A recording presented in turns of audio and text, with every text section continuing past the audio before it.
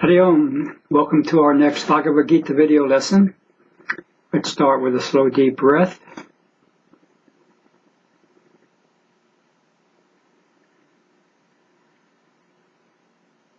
Hari Om Tat Om Shanti.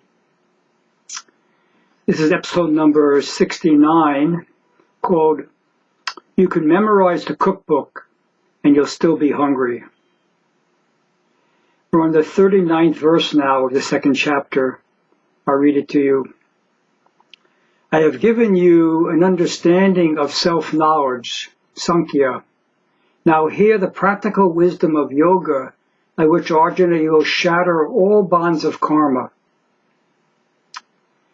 Each of the 18 chapters of Bhagavad Gita is called a yoga. This chapter is called Sankhya Yoga. It's the theory of the path of self-knowledge.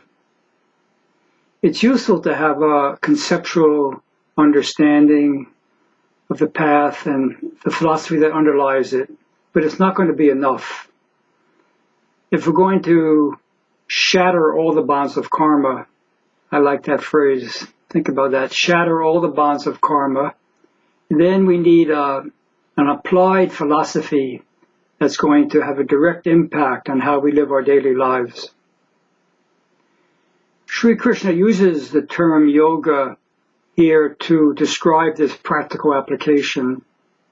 He's going to use this term in a number of ways throughout the Gita, but in general, we could say that it's the discipline for attaining wisdom.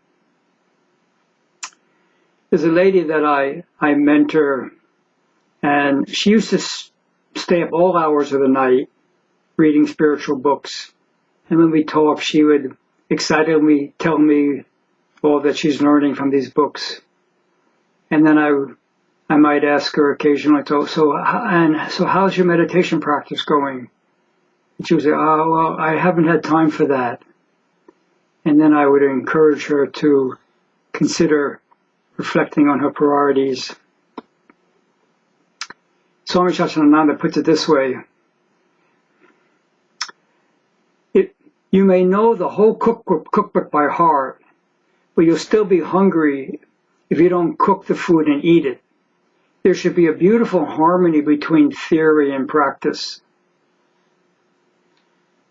As we evolve on the path, that harmony, the ratio between theory and practice is going to shift. If you're a newcomer, maybe a 1-to-1 ratio is good.